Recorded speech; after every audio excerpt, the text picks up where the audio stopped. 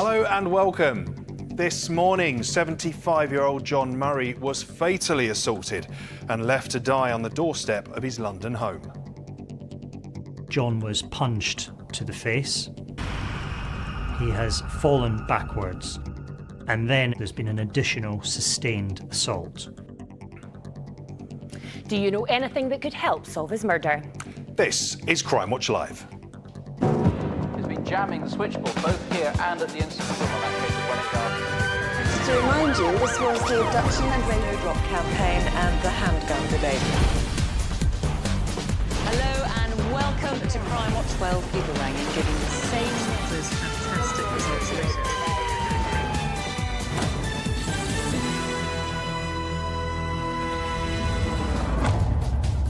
Good morning and thanks for joining us. And today I am thrilled to welcome Jennifer Rioch to the programme. Thank you so much, Rav. I'm so delighted to be here as part of the team working with the police and hearing from viewers across the series, really focusing on a really important set of appeals. It is a total privilege, so thank you for having me. It's great to have you on board. We have got work to do today, though. Today, an appeal from Gloucestershire Constabulary to identify these women. They're all caught on camera pinching a vulnerable victim's wallet. Yeah, we'll also be delving into the dark world of online radicalisation to see how a teenager, fascinated with Satanism, started to put his words into action. Cameron had been engaging online with a female, and Cameron was actually encouraging her to kill herself in front of his group. Would that elevate your reputation? Yes. And I'll be talking to Luke Taylor from a think tank to find out more about how we can prevent boys from falling into a life of crime. Now, we have had a great response to our appeals yesterday, particularly the armed robbery at a newsagent's. We'll keep you updated on that. And our team and the officers from today's programme are currently backstage, ready to take your calls. You can scan the QR code below using your phone's camera and just follow the link. You can call us on 08000 468 999. Or you can text us on 63399. Start with the word crime, leave a space, and then write your message. Or just drop us an email at cwl@bbc.co.uk.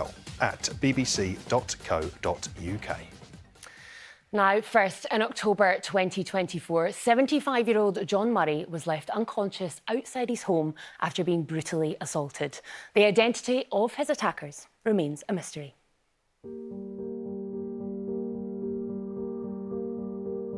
On Saturday, the 12th of October 2024, a 75-year-old man called John Murray was found unconscious outside his block of flats in West London. The London Ambulance Service received a call from one of John's neighbours. They arrived, they moved him into his house so they could try and treat him and save his life. But sadly, he died at scene. John was a much-loved family man and popular with his neighbours, and had lived happily in Colton Road, Chiswick, for around 15 years. Initially, John's death was treated as an unexplained death under investigation. There was no signs of a disturbance in the house. There was no sign of a break-in. There was nothing to indicate why John was found unconscious and subsequently died, unfortunately. And due to the level of injury, the pathologist also visited the scene to try and understand what could have happened on that day. The pathology revealed that likely John was punched to the face. He has fallen backwards, where John has hit his head on a concrete surface. And then there's been an additional sustained assault, which could have been caused by fists or feet. That's either been by the same person or another person. That's resulted in multiple fractures and severe damage to the brain, which subsequently killed him. This was a sustained and violent attack on a 75-year-old person in their own home. And he didn't try to put up a fight. And on the 4th of June, I declared it a homicide investigation. Officers began to piece together John's movements on the day he was murdered. Around 11 o'clock in the morning, he returned back from Morrison's on his motorbike, so one of the neighbours seen him return. We don't know what happened between 11 o'clock and around 1:30 in the afternoon, because at that point, one of John's neighbours had seen him in the communal garden, and he wasn't feeling very well that day. He said to the neighbour he hadn't slept for around 36 hours. And then another neighbour at 3 o'clock that afternoon saw John in the communal garden. And then around about 3:30, there was a scream that someone had heard, and that may or may not have come from John. We don't know. And then a neighbour has left their house and then had seen John lying unconscious, face down, half inside his flat. And at that point, she called the London Ambulance Service. John lived in an area in West London in flats. He lived on the second floor. It's not a high crime area. It's not easy access. It wouldn't make any sense why someone would target his particular door. There's nothing to indicate John had a great deal of wealth. He's 75 years old. He lived on his own. He was retired, but he was very active. And he liked to collect things, watches, lighters, fishing, camping gear. So he had a wide variety of interests, and that could bring him into contact with a number of different people. By understanding who he could come into contact with might help us identify the person that would want to cause him any harm. But in this case, we've struggled because John was a nice man.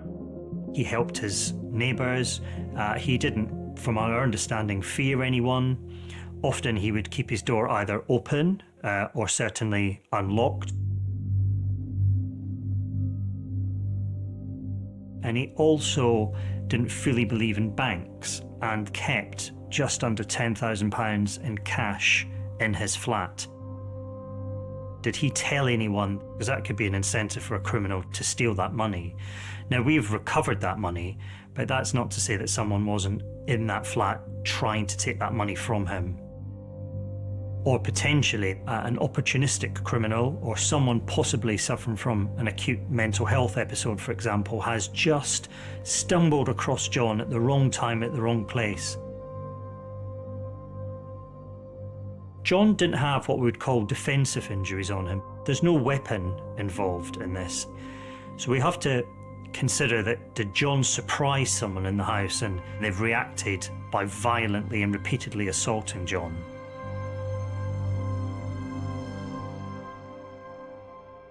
The impact of John's death has been really severely felt both by his family and by his neighbours. Losing a loved one is traumatic enough, but then we had to tell the family that we're treating it as a murder investigation, and that really shook the family's world because that's the last thing that they were expecting.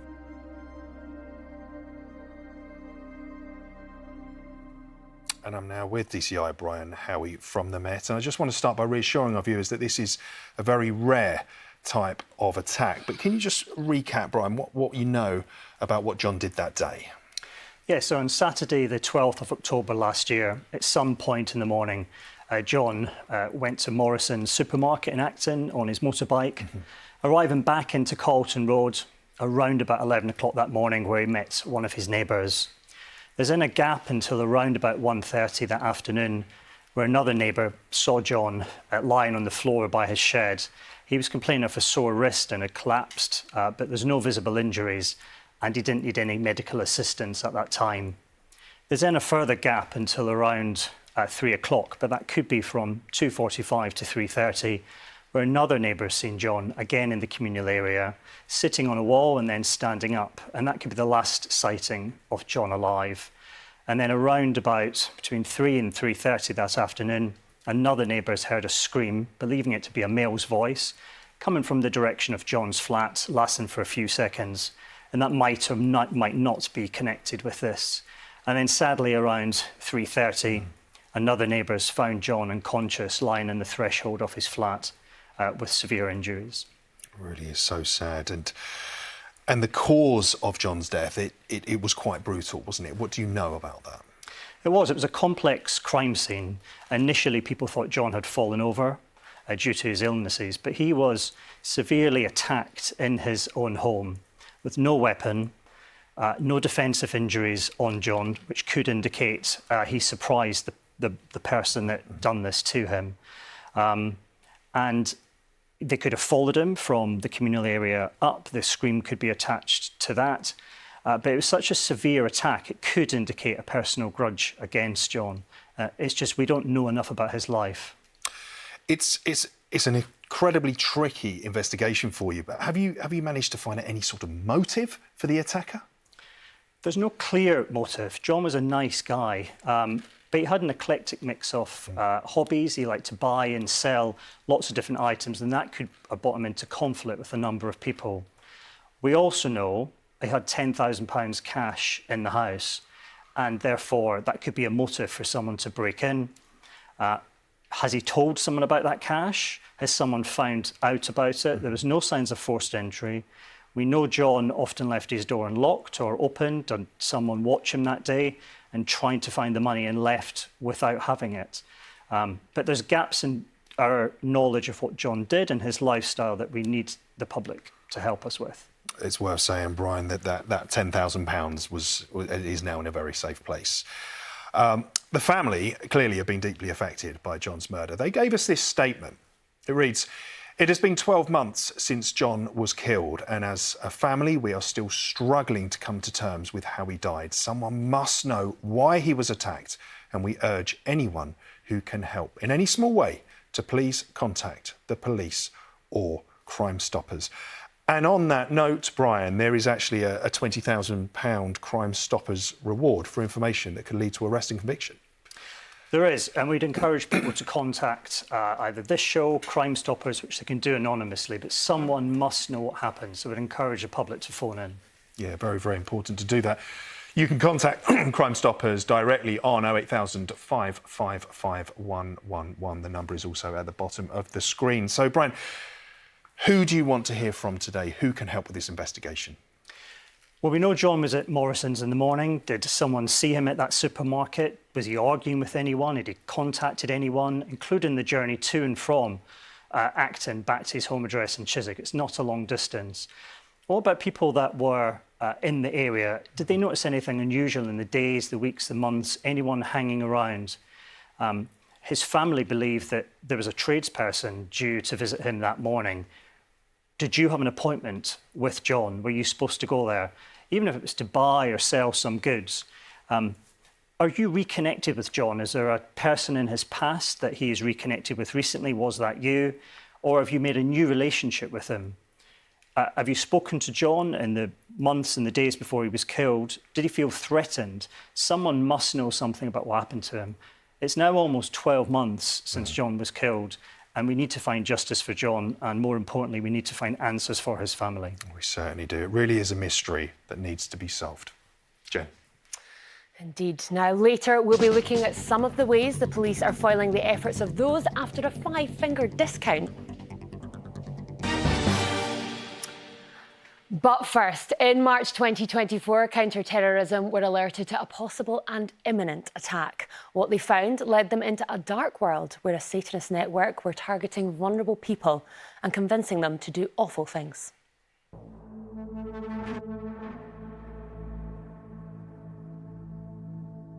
Online extremism, it's got a huge global reach.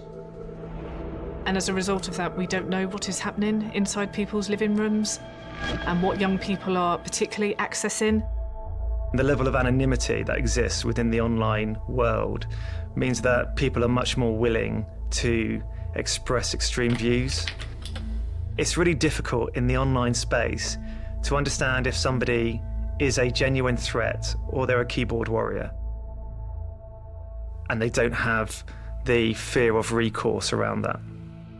We're now also seeing a lot more mixed ideologies, a lot more fixation with violence. And certainly the case of Cameron Finnegan was one of those. On the 26th of March 2024, I came into the office like any ordinary day, and there was some intelligence that related to a threat that somebody was going to commit an attack, potentially a murder, on a homeless individual. This counter-terrorism officer can't be identified for operational reasons. They were going to use a firearm to conduct the attack. And the intelligence was that that attack could take place as early as today. Officers had picked up the threat of an imminent attack in an online chat room. We identified that a person by the username of Acid was associated to a group called 764. And he was the person intending to conduct the attack. 764 is an online extremist group with links to terrorism and is centred on violence and the abuse of vulnerable people. This added weight to the legitimacy of the threat, so detectives used digital forensic techniques to trace the source of the post to a home in Horsham, Sussex. When it comes to a lot of social media postings, it is a challenge for police to understand whether actually it is a lot of blustering or whether there is real intent and capability behind it. We did not have a big timescale in order to investigate that, and ultimately our priority is public safety. So we really felt that we needed to act now and get the suspect into custody. At that point, it was really important to obtain an assessment as to who those occupants were and where the potential threat may be coming from within that address. One of the occupants of that house was an 18-year-old male called Cameron Finnegan. The teenager wasn't on the radar of the anti-terrorist unit, but searches revealed he'd shown some troubling behaviour at school. He seemed to be the person who was most likely to be involved with this group and potentially looking to conduct this attack. Concerned their suspect might have access to weapons, the team called in specialist firearms officers to assist with the arrest. I wanted to make sure that this didn't have an overly impactful effect on Cameron or his family. And for that reason, although we used firearms, we did call Cameron out of the address and tried to do that arrest in a compliant way. But remarkably, he refused to voluntarily come out of the house.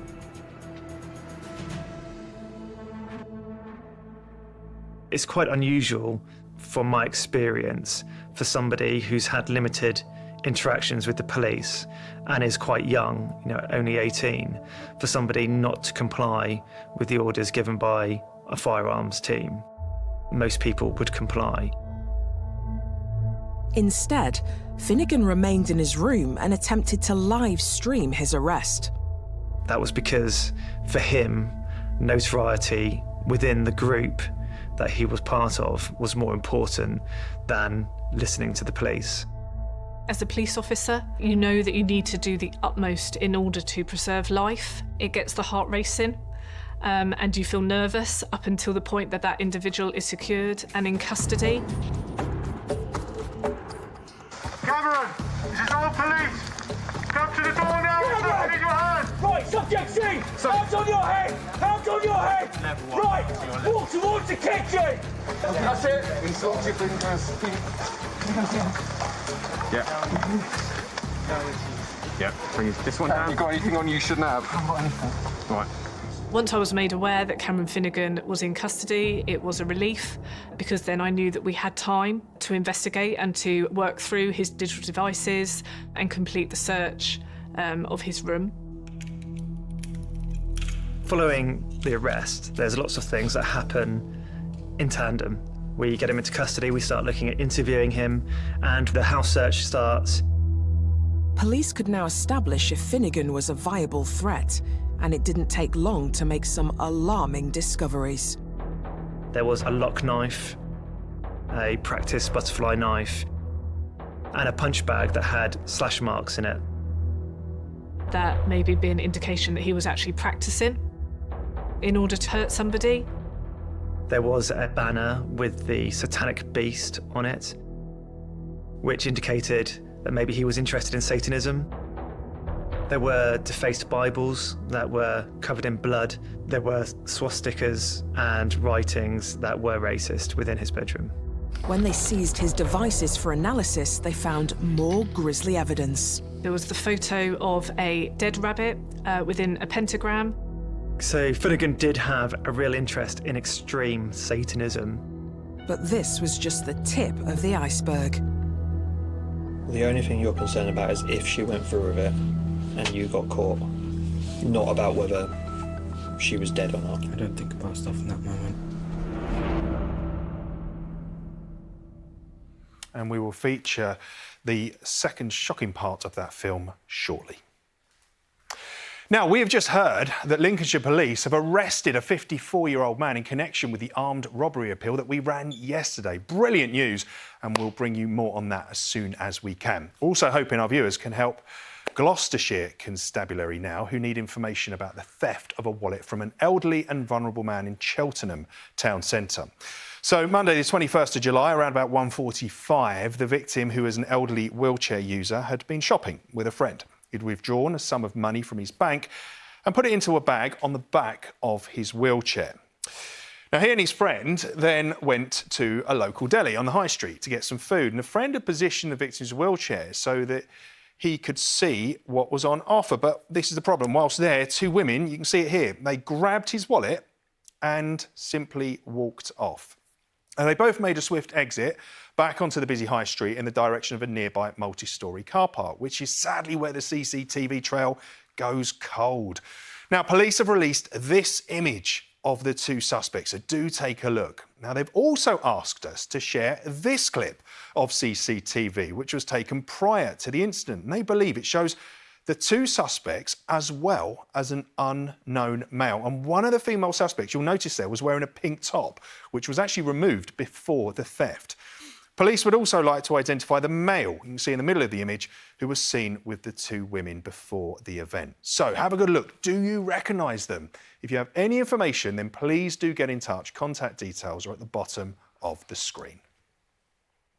Now, there is a crime that is on the rise. It's bold, it's brazen, and it's probably happening on a street near you.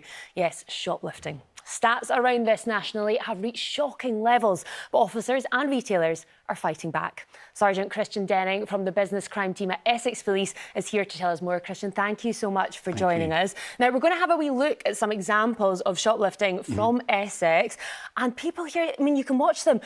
It's so bold, just walking in, taking what they want, and sauntering back out. It's quite galling. Is this typical of what we see now? Yes, this is very typical of what you'll see these days across the nation. Yeah. We have people that effectively are just walking in straight past any sort of security measures and taking. A lot of our organisations and businesses these days are set up much for that customer journey, to walk in, see everything, and everything to be obviously able to hold and grab and take. But this has obviously left us with a further crime element to it, where people can come in, get what they need. Yeah. You've done a lot of work around this type of criminality, and you've identified 3 different types of shoplifting. Tell us about those. Yeah, so breaking it down on a national level, we sort of looked into it and we saw that you've got, like you said, 3 types. You've got your opportunists, which are people that will take they'll take things just as and when they feel that they are owed it, they're entitled to it. You know, my price of my shopping's gone up, I'll have that loaf of bread. But then you've also got your prolific offenders and you've also got your organised crime groups. Now, prolific offenders and organised crime groups are the people we're really interested in, because we're talking about mass repeat victimisation towards our businesses and the staff that work in them.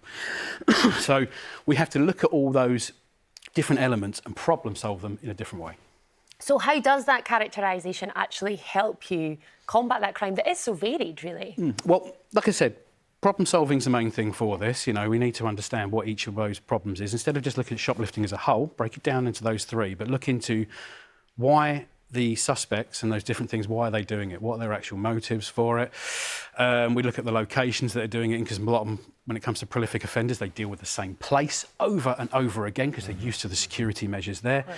And obviously with our organised crime groups, we need to make sure we're working with other forces to ensure that we're getting that message out there. So we look into that, and by doing that, what we try and do is when we problem solve anything, I always equate it to a fire.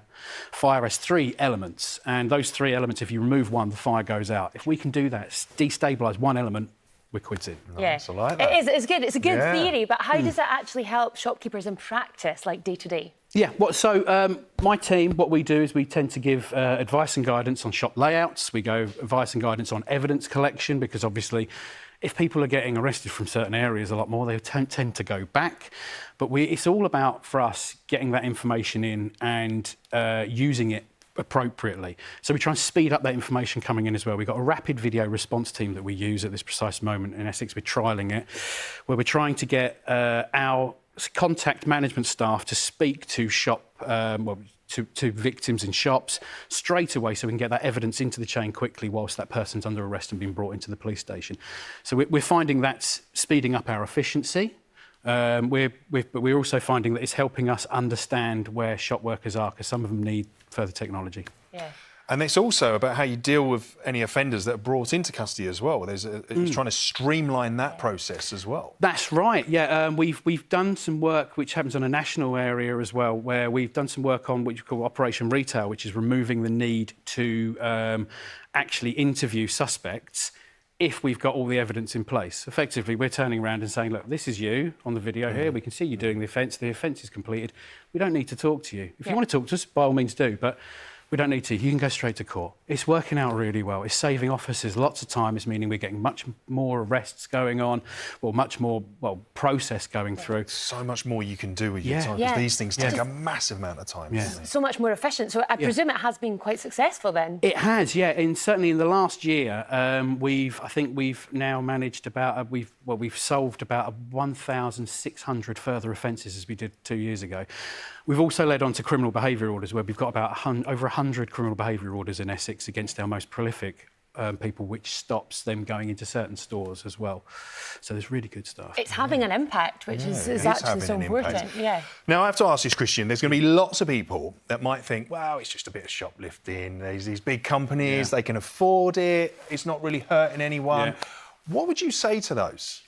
Well, that really annoys me, if I'm honest. It gets my goat, if I'm totally honest. With the business, I've been doing this for the last 2 or 3 years. It's not about faceless people miles away. This is about our actual friends and family that work in these stores that have to put up with this kind of abusive behaviour every day. You know, these people are on low wages and they have to stay at, effectively, they go to work, crime happens to them, and they have to go back to the crime scene every day. Yeah. They have to suffer that, worrying if someone's going to come through the door, they're going to hurt them, harm them, or do something. They're going to have to get involved, and they're worried about their jobs and their finances.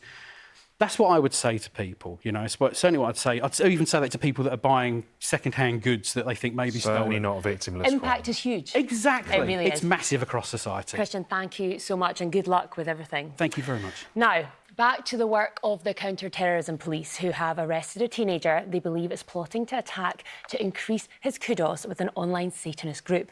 Again, this film has some upsetting themes. 18-year-old Cameron Finnegan was tracked down and arrested at his home in Sussex. Bring this one down. You got anything on you shouldn't have? I haven't got anything. His devices had been seized and sent for analysis. We had about 2.5 terabytes of data that we extracted from his devices. And to put that in context, if I was to print off all of that data onto sheets of A4 and piled it on top of each other, that would be about 50 miles high. Police found that Finnegan, who suffered poor mental health, had joined an online extremist group called 764, which had links to terrorism just 6 months previously. Ash, what do you know about 764? I told you the other day, it's just an online terrorist group. That's about all I know. They extort people of race, mental health problems, or if they're just mentally vulnerable for anyone to really use.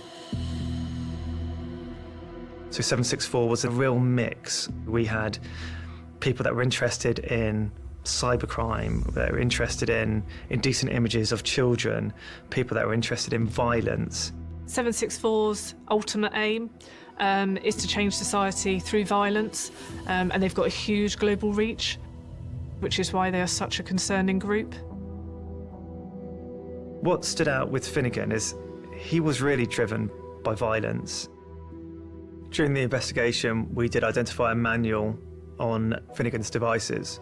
This manual was basically an instructional manual on how to kill people and how to cause mass casualty events. The violence of the group really appealed to him, and he looked to rise through that group in terms of his status. And one of the ways that he would do that would be to post content. One of the pieces of evidence that we found was Finnegan going out, identifying a vehicle, and then using a knife to damage that vehicle. He filmed it, he posted it, and he tried to get notoriety from that. Officers viewed over 700 hours of footage, finding indecent images of children and extremely violent content. But he wasn't just a passive receiver of other people's content, as their next disturbing discovery would reveal. We became aware that Cameron had been engaging online with a female. She was a vulnerable individual who had been self-harming, and Cameron was actually encouraging her to kill herself. But not only to do that, but to also do it whilst online in front of his group. This type of material, encouraging somebody or helping them kill themselves, you've obtained that content, then posting it on the 764 group, would that elevate your reputation? Yes. He didn't see, I don't think in my view, her as a person. What he saw was an opportunity for him to escalate his standing in the group. The only thing you're concerned about is if she went through with it and you got caught.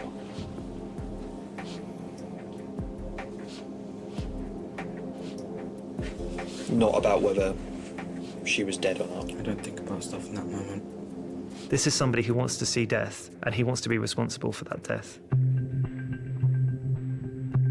Police believed that he then viewed another user's post where they'd murdered a homeless person. Finnegan had gone to a park where he located a tent, believing that a homeless male was living there. He has then posted that online in order to show the rest of the group, and he's made it quite clear that he intends to come back the next day in order to kill that individual. He then returns 2 days later, and he takes another photo saying that he's waiting for the person to return. Later on that day, he posts on the group that he's getting cold, but he will come back and he will kill that person. Thankfully, it was at this point that Finnegan was arrested. I think he was going to do it because I don't think he left himself any options but to do it or be disgraced on the group, which is the worst thing that I think in his head could have happened to him. In October 2024, he pleaded guilty to a string of offences. Finnegan was charged with possession of material of a kind likely to be useful to a person conducting or preparing for an act of terrorism. He was charged with doing an act capable of encouraging or assisting suicide. He was charged with 2 counts of criminal damage and possessing indecent images of children. In January 2025 at the Old Bailey, he was sentenced to 6 years in prison. This investigation for me was a real eye-opener in terms of the link between crime offences and terrorism, and how we protect the public is very difficult when there's such a large amount of activity in the online space that's targeting really vulnerable people. The case of Cameron Finnegan has really shone a light on the grip that these online groups have.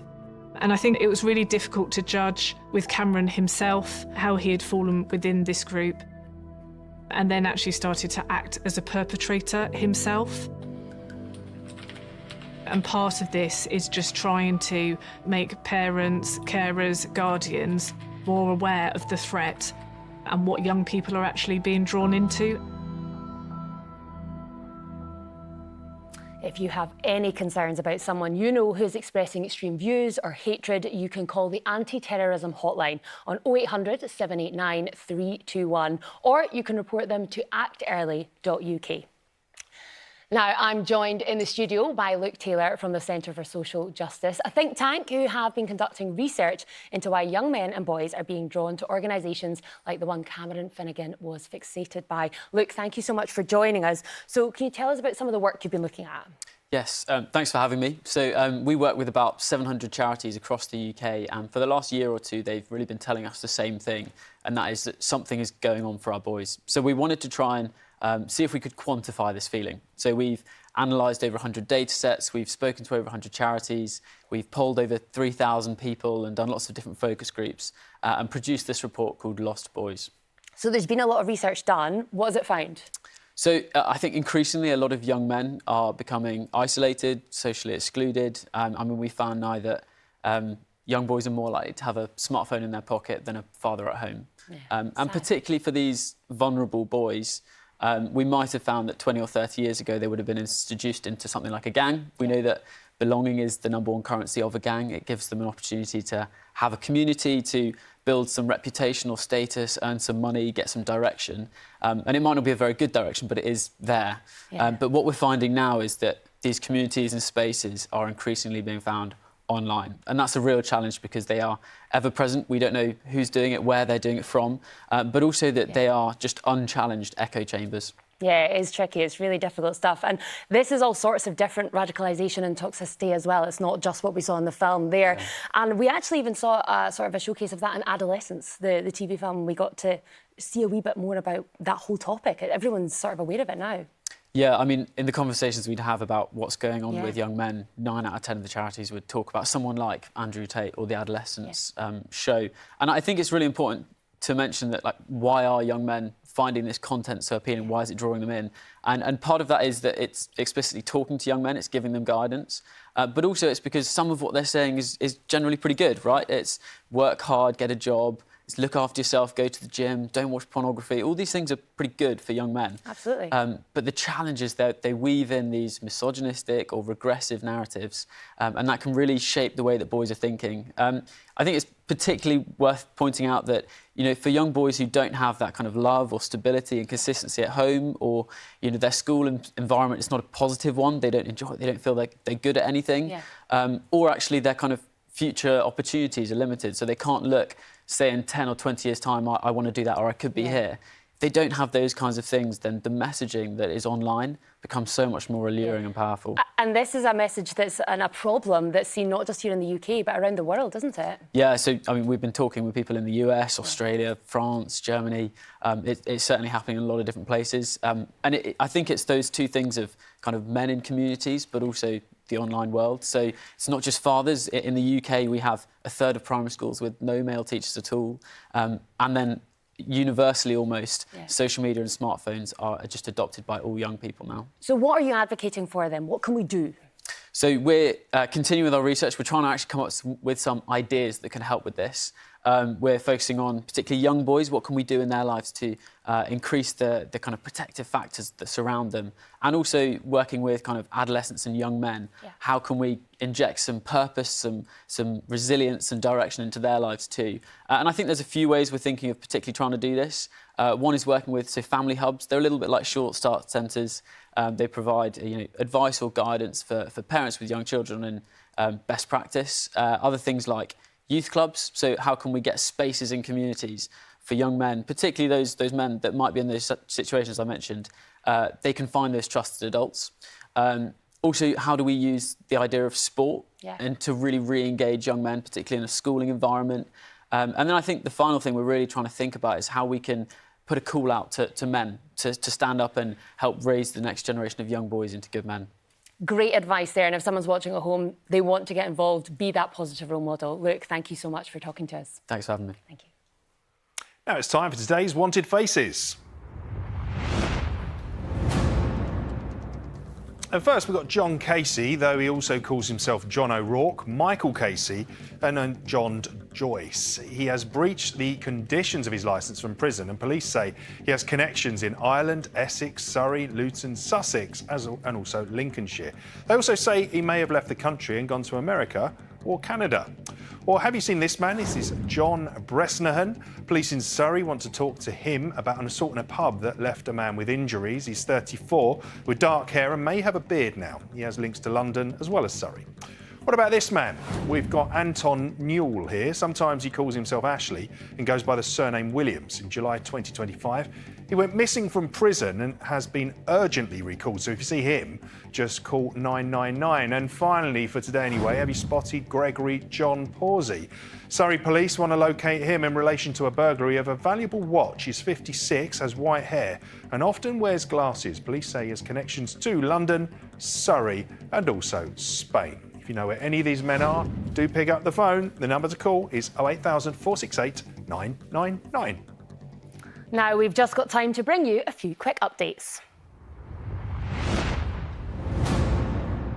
In October 2023, police were asking for help to locate this man, Ewan Corbett. North Yorkshire Police had charged him with causing death by dangerous driving after he crashed a car in the North York Moors National Park, killing a 21-year-old passenger. Well, we are pleased to report that the authorities caught up with him earlier this year when Corbett was arrested trying to cross the border between Turkey and Iran.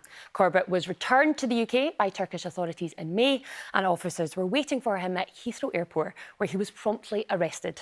He has since pleaded guilty to causing death by dangerous driving and awaits sentencing at York Crown Court. Also in 2023, we ran an appeal with Norfolk Constabulary, who wanted to track down this man, John Debbage, for conspiracy to supply Class A drugs. He had been linked to the supply of cocaine to Norfolk in 2022 and was also wanted by the North West Regional Organised Crime Unit for large-scale importation and supply of Class A drugs. He was identified on CCTV leaving the country via Newcastle Airport, and we are pleased to say he was arrested in Belgium last month. He's now been extradited to the UK and is currently under remand. Now, it's not just your calls that are important, but also sharing the appeals with people who live in the towns and cities these crimes take place in. You can get links to lots of the appeal films that we've covered on our website and, of course, our Facebook page, so check it out. And that is all we have time for this morning. Thank you so much for watching. And remember, you can catch us on iPlayer for up to 30 days after broadcast. Well worth another look. Details of organisations that can provide support with some of the issues raised today are available at bbc.co.uk/actionline. And you can reach Crime Stoppers on 0800 555 111. Yeah, tomorrow a manhunt for a murderer of 22-year-old Rykard Siafa, who was fatally stabbed in Croydon. The three men surround him. He's attacked and suffers multiple stab wounds before they then run. Can you help track down one of his killers? So we'll see you tomorrow, same time, 10:45 for that and more. Goodbye for now.